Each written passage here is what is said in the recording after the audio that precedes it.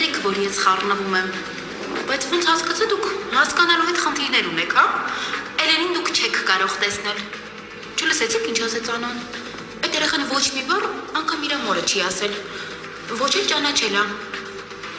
Այնպես որ դուք Էլենին չեք կարող տեսնել։ Համենայն դեպս այսօր։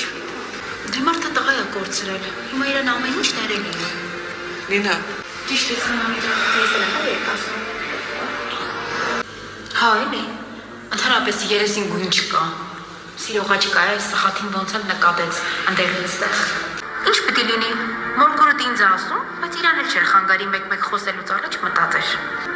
Բայց որ խորը մտածեմ ճիշտ ասում, գիտեք,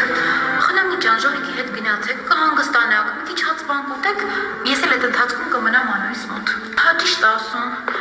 Ես որ դուրս գամ իմ բնավորությունը գիտեմ, շատ անհանգիստ եմ լինելու քո համար։